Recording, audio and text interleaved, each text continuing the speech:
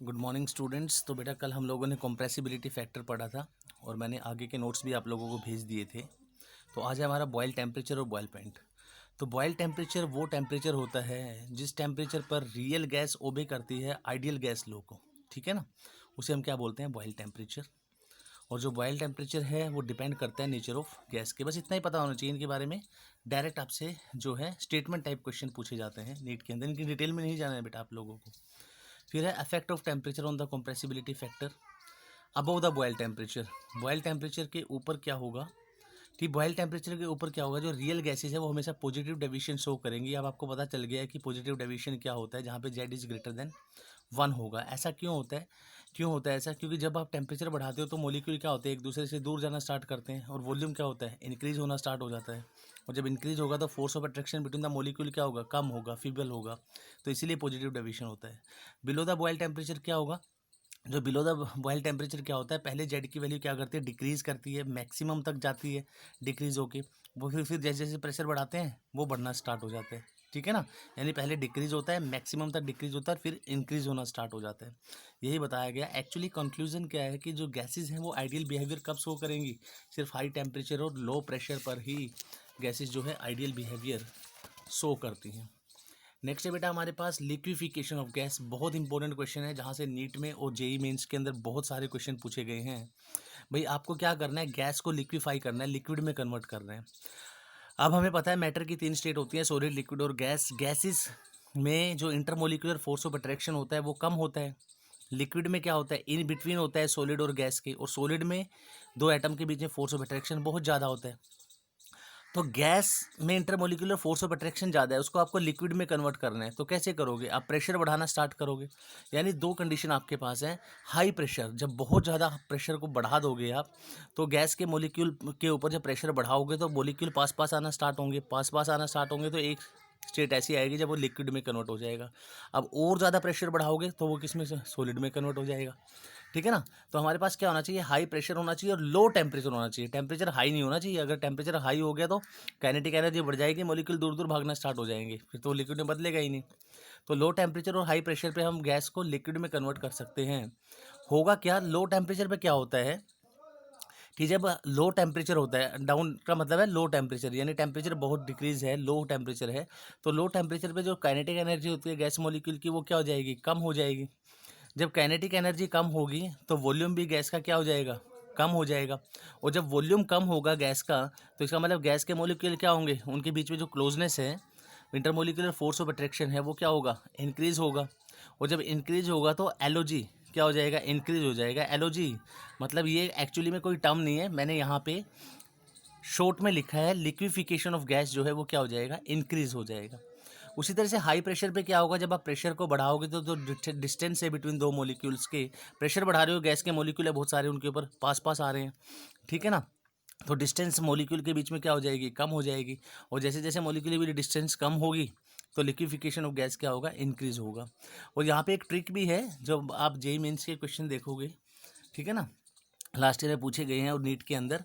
तो अगर आपको ए की वैल्यू, ए कौन सा, वेंडर वॉल कांस्टेंट की बात कर रहा हूँ मैं, ए की वैल्यू जितनी ज़्यादा होगी, क्योंकि याद करो वेंडर वॉल में मैंने बताया था ए हमें आइडिया देता है किसके बारे में, intermolecular force of attraction between the gases.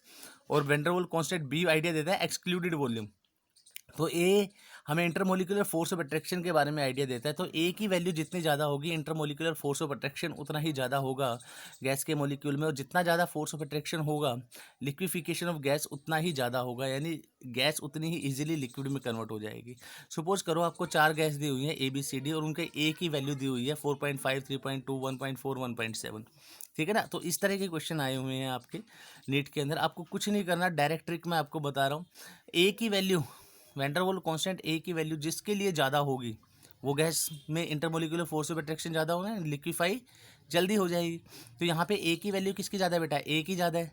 तो A is greater than B, is greater than D, is greater than सी।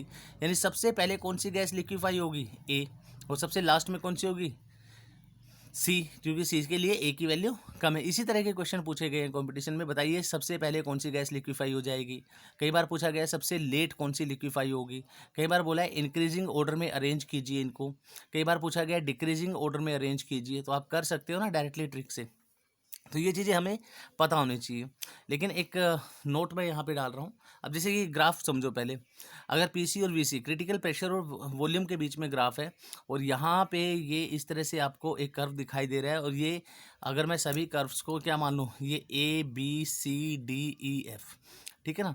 तो यहाँ से गैस पे क्या हुआ, वॉल्यूम देखो डिक्रीज होना स्टार्ट हुआ, फिर कांस्टेंट हो गया, और फिर लास्ट में वॉल्यूम और भी डिक्रीज हो रहा है, प्रेशर बढ़ता जा रहा है। यानी हो क्या रहा है, हम लिक्विफाई कर रहे हैं गैस को। जैसे जैसे आपने गैस पे प्रेशर, जब गैस पे प्रेशर अप्लाई नहीं था तो वॉल्यूम बहुत ज़्यादा था। अब गैस पे आपने प्रेशर अप्लाई किया तो गैस ये कन्वर्ट हो गई किसमें, यहाँ से वो लिक्विड की तरफ जा रही है, और एक स्टेट ऐसी आई जब उस पर कॉन्स्टेंट हो रहा है। यानी यहाँ पे क्या हो रहा है, यहाँ पे आपके पास जो वेपर फेस है और लिक्विड फेस दोनों ही एग्जिस्ट कर रहे हैं। उसके बाद और प्रेशर बढ़ाया तो क्या हो गया, वॉल्यूम और कम हो गया, और गैस किस में कन्वर्ट हो गई, लिक्विड में। ये सारी गैस लिक्विड में कन्वर्ट होती जा रही है, ठीक है ना। और एक टेम्परेचर ऐसा है जिसको हम क्या बोलते हैं, critical temperature. The temperature above which the gas can not be liquefied is called critical temperature. यानी इस टेम्परेचर पर भी गैस लिक्विफाई हो रही है, लेकिन इससे ऊपर अगर टेम्परेचर इतना ज़्यादा हो जाए गैस का, क्रिटिकल टेम्परेचर से ऊपर अगर गैस का टेम्परेचर हो जाए, या मैं कहूँ कि the temperature above which the gas can not be liquefied is called critical temperature. इससे ऊपर अगर जो टेम्परेचर है तो क्या होगा, उन गैसेस को लिक्विफाई करना मुश्किल हो जाएगा। क्यों?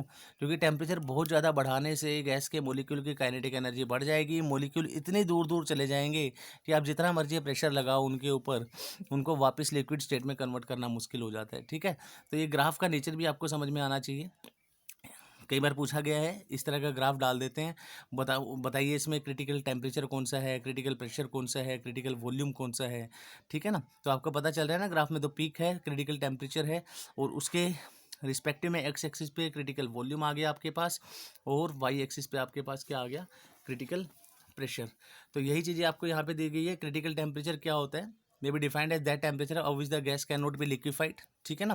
जितना मर्जी प्रेशर लगाते रहिए। उसके बाद टीसी कितना होता है, 8A/27 RB। न्यूमेरिकल प्रैक्टिस यहाँ पे नहीं करनी है, बिल्कुल डायरेक्ट रिलेशन आपसे पूछे गए हैं कंपटीशन में।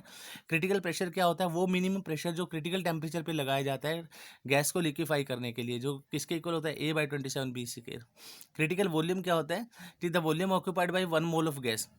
एक मोल गैस क्रिटिकल टेम्परेचर और क्रिटिकल प्रेशर पे जितना वॉल्यूम ऑक्यूपाई करती है उसको हम क्या बोलते हैं, क्रिटिकल वॉल्यूम।